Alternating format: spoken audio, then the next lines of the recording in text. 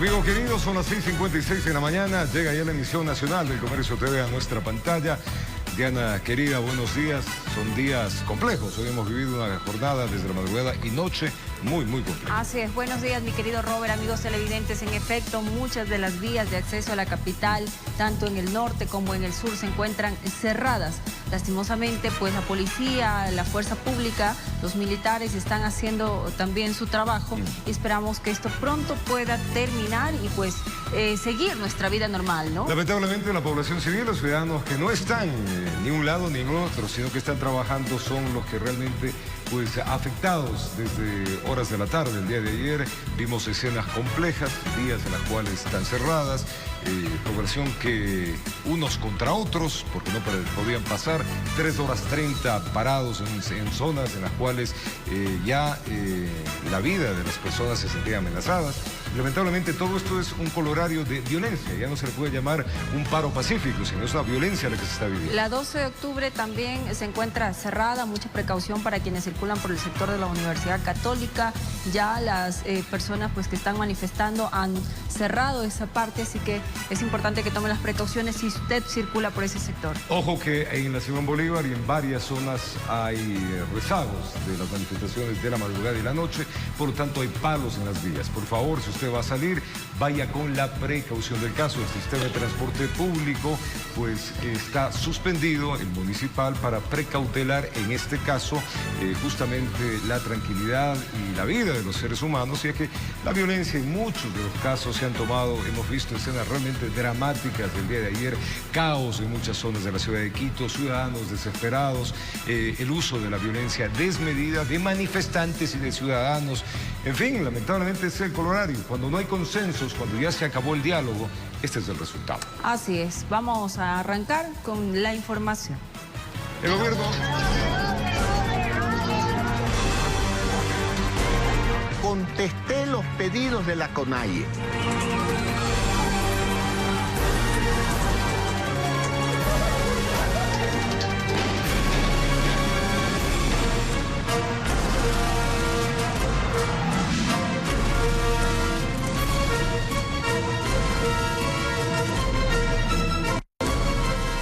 El gobierno emitió un nuevo decreto de estado de excepción. Este se extiende para 6 provincias del país. Así es, se suspende la libertad de asociación y reunión para limitar las acciones violentas en espacios públicos.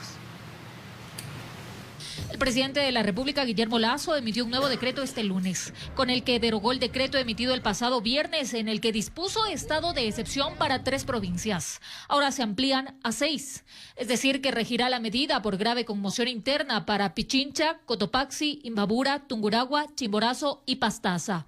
Esto tras las violentas manifestaciones que iniciaron el pasado 13 de junio. Asimismo, se suspende el derecho de libertad de asociación y reunión de aquellas manifestaciones en que ocurran hechos violentos. Consiste en limitar la propagación de acciones violentas en espacios públicos durante las 24 horas del día. Esto con el objetivo de impedir que se atente contra los derechos del resto de ciudadanos. También se restringe la libertad de tránsito a partir del 20 de junio. Los horarios de restricción serán todos los días desde las 10 de la noche hasta las 5 de la mañana en el Distrito Metropolitano de Quito, con la finalidad de preservar el orden público. Además de que se establece a la capital como zona de seguridad y se dispone a las Fuerzas Armadas la conformación de una fuerza de tarea conjunta para materializar el objetivo de zona de seguridad. El estado de excepción tendrá una vigencia de 30 días. Ese tiempo se fundamenta para poder establecer el orden público. Informó Marilyn Jaramillo. Vamos inmediatamente al Ministerio de Defensa. Ahí se encuentra Adriana Rojas. Adriana, muy buenos días. Coméntanos qué se está desarrollando hasta ahora en el Ministerio. Imponer al Estado sus peticiones. Pero existe un hecho aún más grave. Compañeros, amigos televidentes, muy buenos días. Así es, en estos precisos momentos el ministro de Defensa, Luis Lara, ha dado paso a una rueda de prensa para hablar sobre los acontecimientos ocurridos en los últimos días durante estas movilizaciones. Escuchemos sus declaraciones. Se trata de un intento deliberado de utilizar la violencia armada para atentar contra la democracia, amenazar a las instituciones. Ciudadanos, las Fuerzas Armadas no permitirán que se intente romper el orden constitucional o cualquier acción contra la democracia y de las leyes de la República. Quiero ser enfático en señalar que las acciones de protesta social son legítimas, siempre y cuando no atenten contra las garantías y derechos de la mayoría de los ciudadanos a vivir en paz, trabajar, circular por el territorio, producir y educar a sus hijos en un país libre y sin violencia. Cuando estos derechos son vulnerados, los grupos que impiden la libre circulación crean zozobra, atacan a otros ciudadanos indefensos. Es cuando el Estado, en representación de todos los ecuatorianos, debe tomar acciones para recobrar la normalidad y restablecer la paz. Sobre la base de los hechos ocurridos en el año 2019, ya no procede la excusa de que son otros los violentos. Si en cada protesta social se infiltran personas que destruyen los bienes públicos y privados, causan heridos, incendian patrulleros, agreden a periodistas, extorsionan a las empresas y ciudadanos, es evidente que actúan con consentimiento de quienes organizan las movilizaciones. Voy a ser frontal.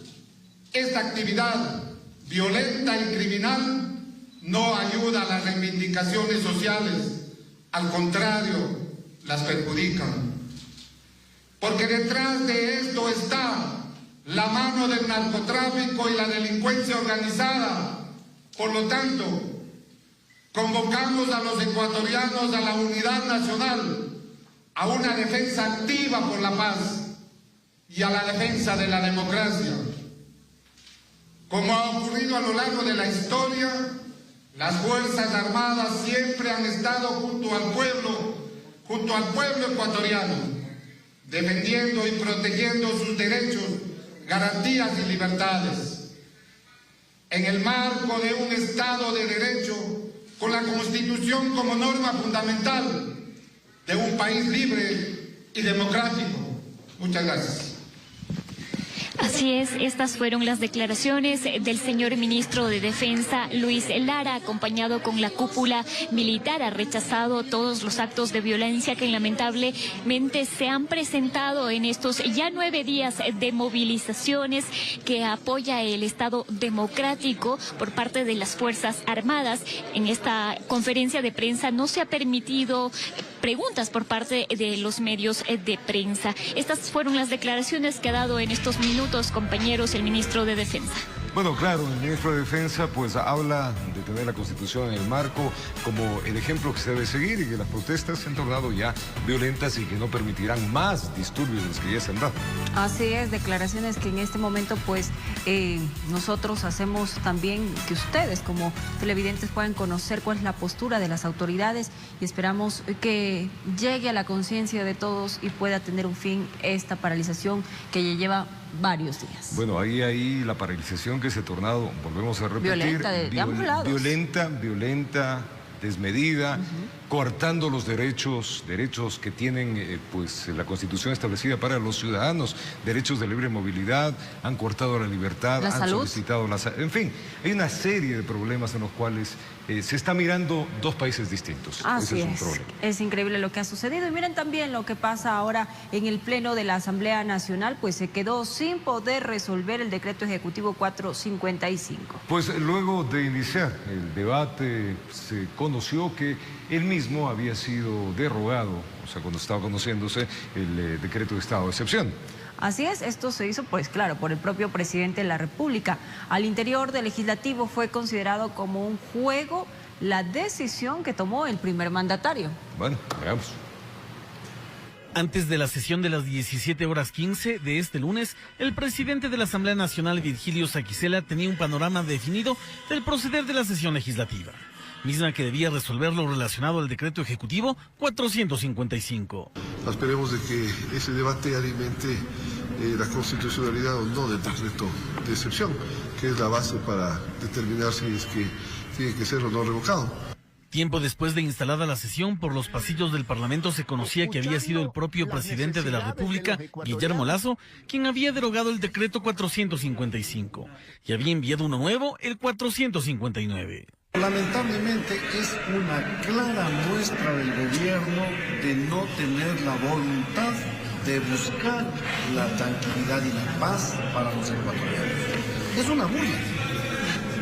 El gobierno sabe que constitucionalmente la Asamblea puede tomar una decisión y está jugando al gato y al ratón. En efecto, el artículo 1 del documento incluyó en el estado de excepción por grave conmoción interna a las provincias de Chimborazo, Tungurahua y Pastaza.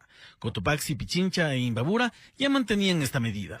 Para el oficialismo, el actuar del primer mandatario no obedeció a un cálculo político. Yo no creo que sea un juego, yo creo que en realidad es de precautelar las ciudades, en este caso concreto era a Quito y ahora se extiende a otras provincias que están en zozobra y de proteger al país. Yo no creo que se trate de medir fuerzas en la Asamblea Nacional, sino de respetar el orden establecido y de garantizar una protesta pacífica. Sin mayores detalles, quedó abierta la posibilidad de, siguiendo el proceso correspondiente, tratar el nuevo decreto, es decir, el 459, en los próximos días.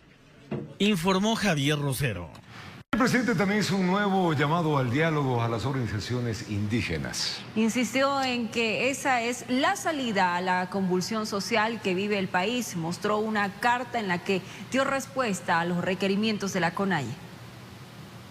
Octava jornada de movilizaciones y el presidente Guillermo Lasso denunció a través de su cuenta de Twitter. Quieren votar al presidente. Yo estoy aquí. Yo no voy a escapar, pero yo estoy aquí para proteger a cada una de sus familias. Explica que siempre han estado abiertos al diálogo e hizo un nuevo llamado. Tenemos que sentarnos en una mesa y juntos buscar soluciones para cada una de las legítimas necesidades de las familias ecuatorianas. El presidente responde uno a uno los pedidos de la organización. Explican, por ejemplo, que el gobierno suspendió el sistema de bandas, congelando los precios de la gasolina extra y Ecopaís, además de que se mantendrá el congelamiento del precio del gas de uso doméstico, con donación de las deudas de pequeños y medianos productores del campo. Lasso recuerda que se dispuso la implementación de créditos agrícolas. Aseguró que el gobierno no realizará ni promoverá procesos de privatización de activos del Estado en sectores estratégicos ni en servicios públicos. Finaliza el documento asegurando que se han acogido gran parte de las sugerencias. Todos queremos diálogo, menos unos pocos violentos. Hago un llamado por la paz. Mientras tanto, las movilizaciones hacia la capital se mantienen, así como los cierres viales, que deja, además de una profunda crisis política, millonarias pérdidas económicas. Quieren hacerse escuchar, ok, desde la irracionalidad ya nos conocen el mundo entero. Ahora creo que es el momento de sentarnos al diálogo y poder llegar a los consensos necesarios. Informó Marilyn Jaramillo. Y sin duda el diálogo, ese es el camino el que hay que seguir. Vamos ahora al mercado mayorista. En efecto, ahí está ya nuestra compañera Priscila Cadena para darnos a conocer detalles de lo que sucede en este sector, que es también de bastante aglomeración en estos momentos. Priscila, buenos días, te escuchamos. Tempranamente estaba cerrado ya. Veamos si lograron abrir los accesos. Priscila, adelante. Gracias, Robert. Diana, amigos, muy buenos días. Se mantiene el cierre en el mercado mayorista, el principal centro de abasto de la ciudad. Al momento se encuentran manifestantes sobre la avenida Teniente Hugo Ortiz, pues ellos han tratado de bloquear los ingresos, tanto que están en la parte de la avenida Teniente Hugo Ortiz, también como en la parte de atrás, que ya llega hasta la avenida Maldonado. Ustedes ven en imágenes, hay poca presencia de policías en el ingreso principal. Lo que pedían los comerciantes es que ya se llegue a un diálogo y poder atender o abrir el centro de abasto. Hoy es día de feria, hay algunos camiones que están retenidos sobre esta avenida de acá del sur de la ciudad que no han podido ingresar al mercado. Lo que nos han dicho los comerciantes que se encuentran preocupados es que el día de hoy, pues al ser una feria, se producen también más ventas, pero el problema es que tienen la amenaza constante de los manifestantes de que si abren al mercado, pues podrían tomarse incluso el mercado. Por ello, pues ya está aquí la Policía Nacional. Lo que también esperan es que se realice un diálogo, un consenso, se llegue a un acuerdo Recordarles también que días pasados el mercado mayorista tuvo que cerrar por algunas horas también por el tema de manifestantes. Esto ya representa una pérdida para los comerciantes y pues el día de hoy se mantiene a la expectativa de conocer a qué hora se podrá aperturar este centro de abasto. Recordemos que es el principal, ya que desde aquí pues los comerciantes hacen sus compras para los otros mercados más pequeños de la ciudad.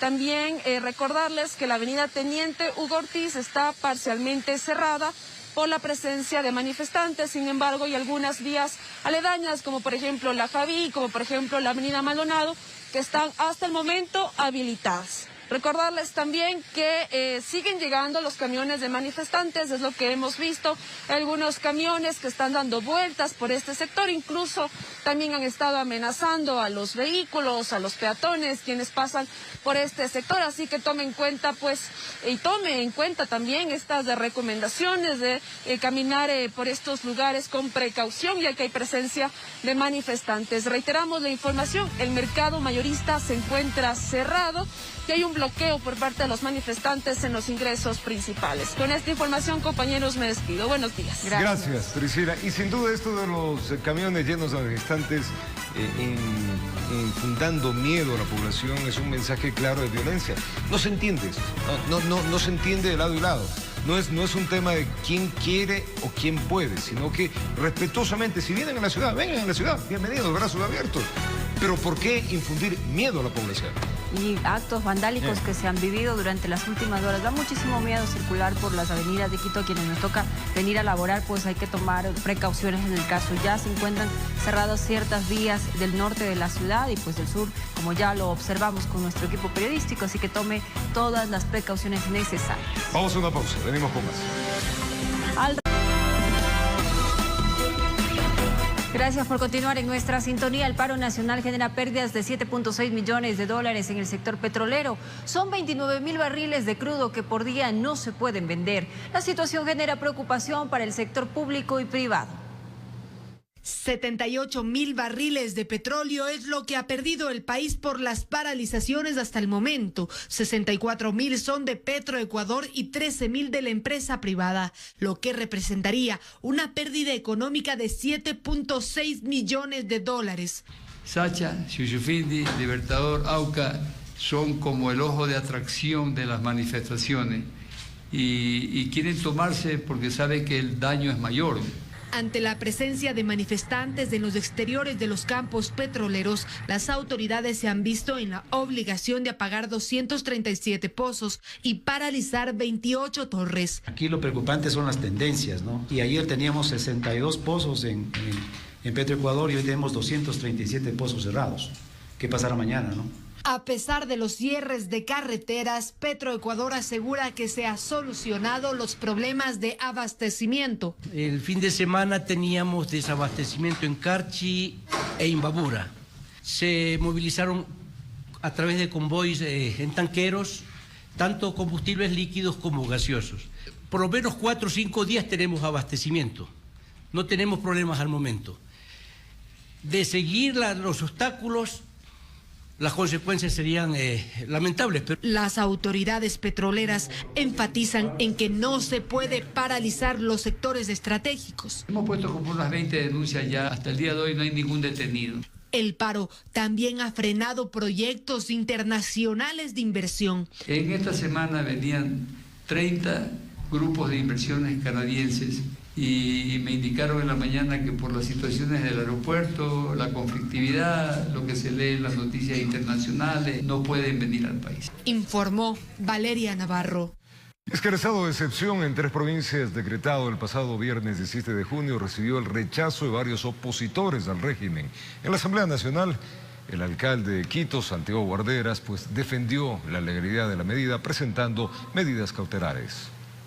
Y a defender el país. Con la declaratoria del estado de excepción, el régimen busca frenar los hechos vandálicos que han venido de la mano de las protestas del sector indígena. Pero a las pocas horas del anuncio en Asamblea Nacional, sus opositores poniéndole el pie, 72 asambleístas demandando su análisis en el Pleno. De una manera pacífica, que ya lo dijeron que se van a seguir acercándose hacia la capital, va a mandar a la fuerza pública. y va a haber un enfrentamiento. Creemos que esa no es la vía, creemos que tiene que derogarse ese estado de emergencia y que tiene que entrarse a un proceso de diálogo con la dirigencia. Santiago Guarderas, alcalde de Quito, defendiendo la medida, no dudó en acudir al legislativo. Me he dirigido al presidente de la Asamblea para hacerle conocer que estamos responsabilizando a los asambleístas frente a una propuesta de que se revoque el estado de excepción. Es así que el burgomaestre presentó una acción de medidas cautelares para evitar el tratamiento y posible revocatoria. Pero no fue el único. Se sumó el profesional del derecho Andrés Castillo. La gente tiene derecho a protestar, sí, ciertamente. Pero lo que no se puede hacer es que esa protesta sea como ya han venido acostumbrándonos las organizaciones indígenas que encabeza el señor Issa, es decir, con reventada de llantas, con incendio de instituciones, con apaleo de periodistas, con secuestro de policías. Castillo lamentó que hechos anteriores quedaron en la impunidad. Y la Asamblea lo que ha hecho es amnistiar a aquellos, es decir, perdón y olvido. Aquí en Quito no pasó nada en octubre del 19. Informó Héctor Romero. Un fallecido y 55 personas heridas, al menos 2 en estado crítico, es parte de un balance preliminar establecido por la Alianza de Organizaciones de los Derechos Humanos en Ecuador tras la primera semana de manifestaciones convocadas por la CONAIE.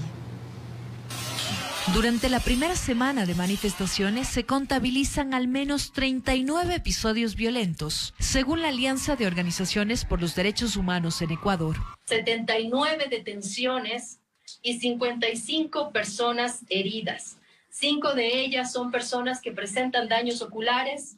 2 personas están en estado crítico actualmente. Hemos tenido nuevos reportes ya en horas avanzadas de la noche que hablarían de una persona fallecida ya en el sector de Collas. Según las primeras investigaciones policiales, el ciudadano fallecido en la ruta Collas correspondería a un hombre de 22 años de edad, cuyo cuerpo habría sido encontrado por los bomberos. Esto podría estar obedeciendo a que estaban subiendo por la ladera de la montaña por buscar un mejor espacio y obviamente a esta hora y la oscuridad, la topografía del lugar, no se puede apreciar qué obstáculos o sobre todo desniveles de esta ladera se encontraba y obviamente se produce la precipitación. Por esta razón, varias representantes de organizaciones defensoras de los derechos humanos rechazaron el suceso e invitaron a la comunidad internacional para ser veedora y evitar nuevos episodios violentos. A todas las instituciones democráticas a cumplir con su papel, con su labor, especialmente los organismos internacionales de derechos humanos que estén pendientes de lo que pasa en el Ecuador. Fiscalizar las actuaciones de los ministerios del Interior y de Defensa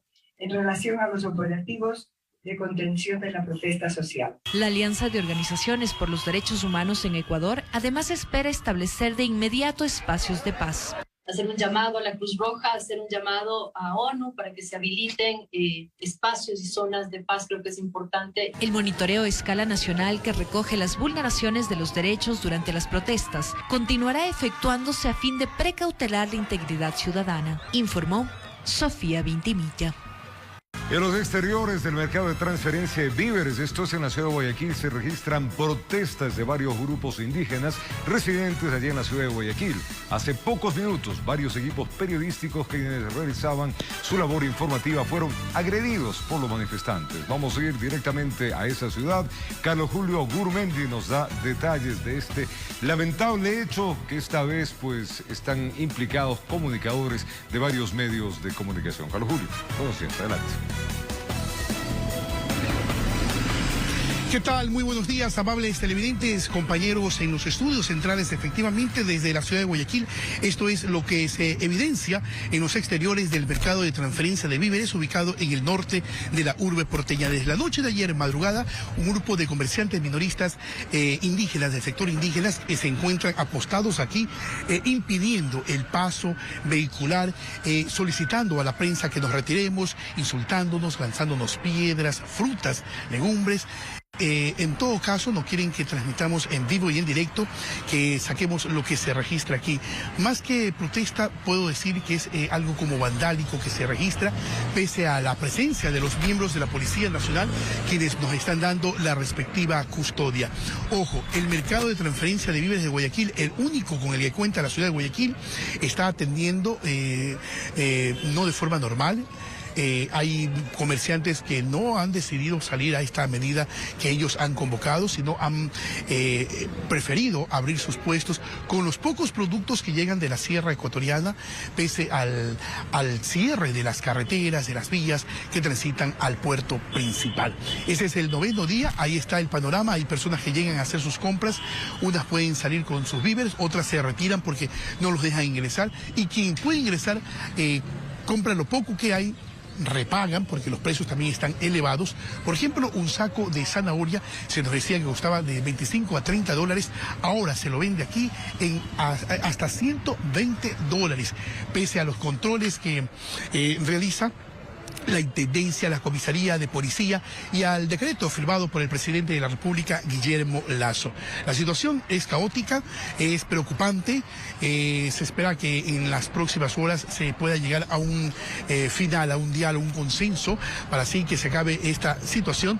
En la ciudad de Guayaquil, el día de ayer se realizaron marchas pacíficas, motorizadas por parte del sector indígena que habitan en el puerto principal. No han ingresado a la ciudad de Guayaquil como se tenía previsto y como se había anunciado por estas organizaciones sociales, y también liderada por la CONAIE, quien está al frente de esta protesta, de este paro nacional que lleva ya 9 días. Ahí vemos el panorama aquí, amables televidentes, compañeros, desde el mercado de transferencia de víveres, el único mercado con el que cuenta la ciudad de Guayaquil. Y ojo, supermercados, cadenas de supermercados de la urbe porteña están desabastecidas, las perchas están vacías. Hemos hecho un recorrido también, al igual que en tiendas, en Minimarket, la situación está vacía. Hay personas que no encuentran productos, y si los hay, los precios son elevados. Hay especulación en los precios. Por ejemplo, una cubeta de huevo que costaba $2.50, $3, está ahora en $6. Se la encuentra. Una libra de tomate a $1.50. Una libra de frutilla de $1 a $2 y hasta $2.50.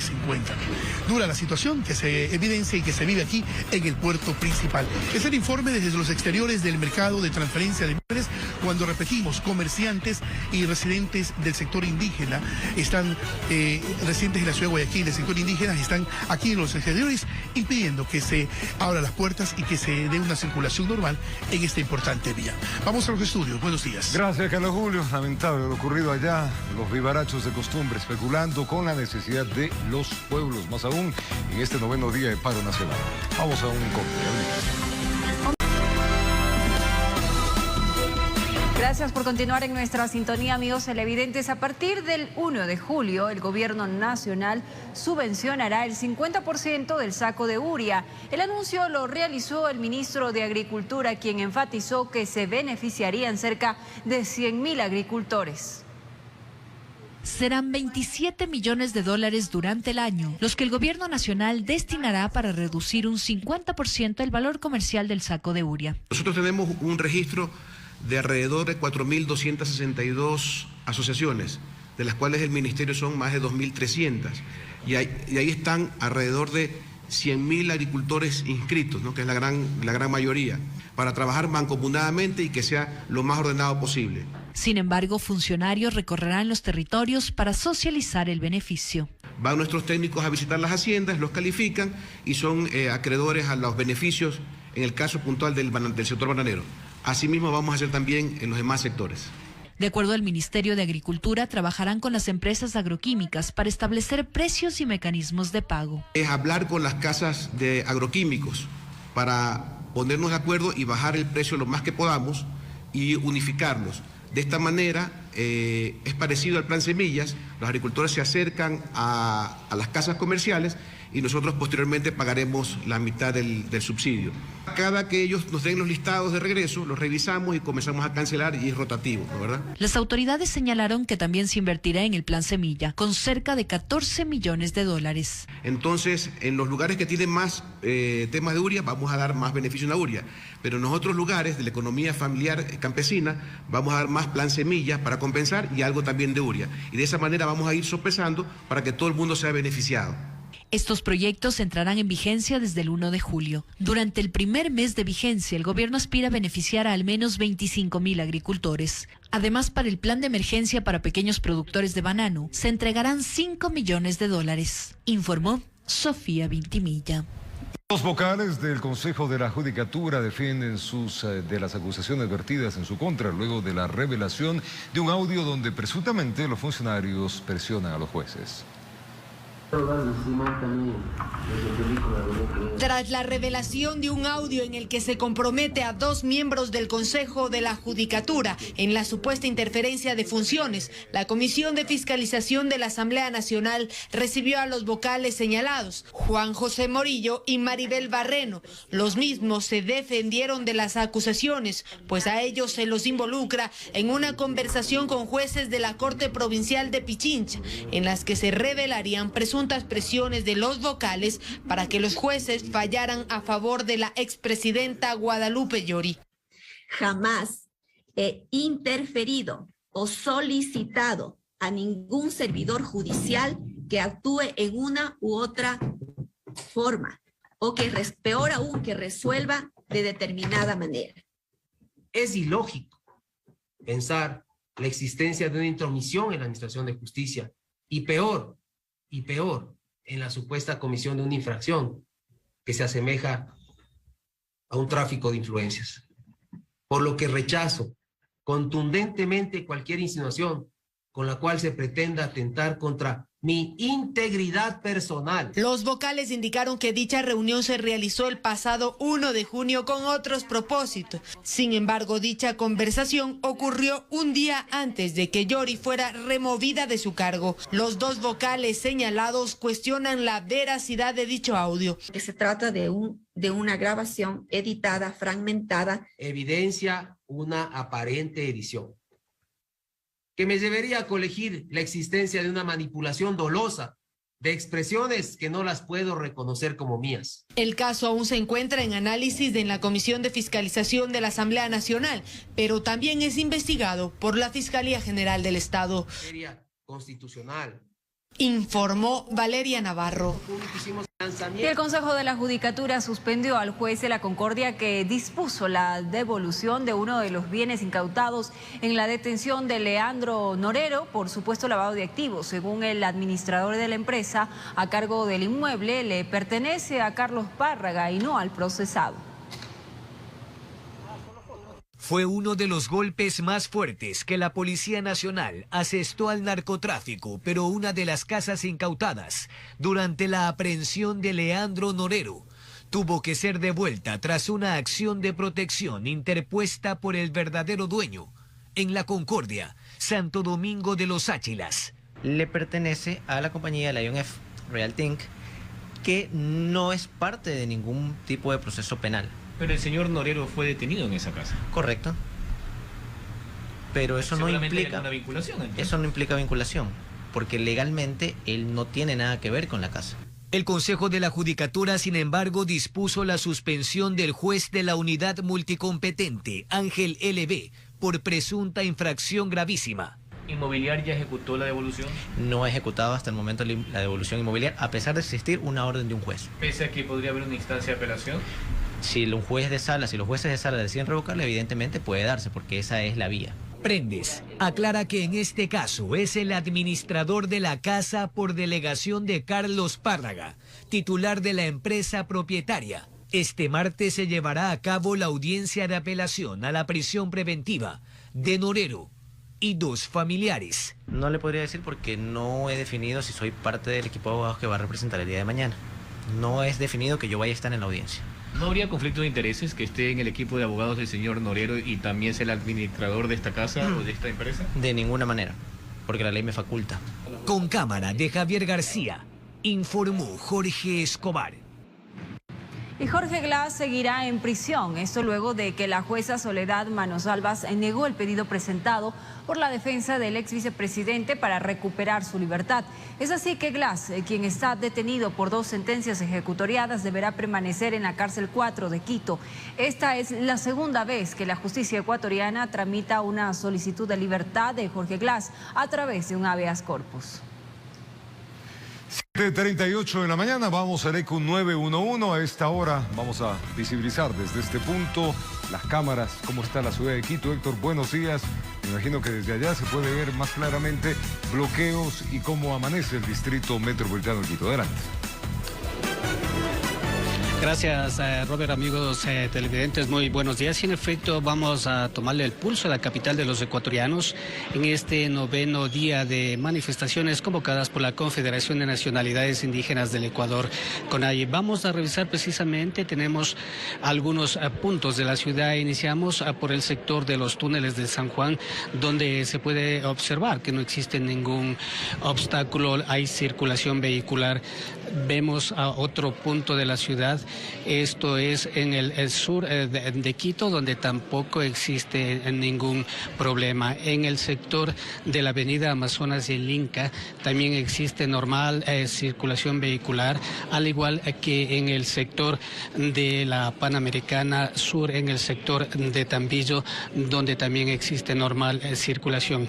Ahí vamos a ver por el sector de la Asamblea Nacional precisamente indicar. Es recordarles que la Universidad Salesiana la tarde de ayer y la noche ya empezó a acoger a los manifestantes, a los representantes del sector indígena que han llegado de diferentes puntos de la provincia de la capital, y precisamente ellos no pudieron albergarse, acogerse en la Casa de la Cultura Ecuatoriana, donde tradicionalmente han llegado acá y han llegado a ese punto. Ahí tenemos el sector del Mirador del Trébol, donde existe presencia policial y militares, y está llegando a un pequeño grupo de manifestantes, pero no se registra mayor novedad. Vamos a ver si cambiamos a otro punto de la ciudad de Quito, a ver si nos ayuda el sistema aquí del Servicio Integrado de Seguridad para observar, hacer un análisis de la situación, cómo se desarrolla en este 9º día de manifestaciones de protestas en la capital de los ecuatorianos. Precisamente el sector indígena, la dirigencia indígena ha indicado que su intención es llegar a la capital de los ecuatorianos, a la ciudad de Quito. Bueno, ahí tenemos ya otro punto.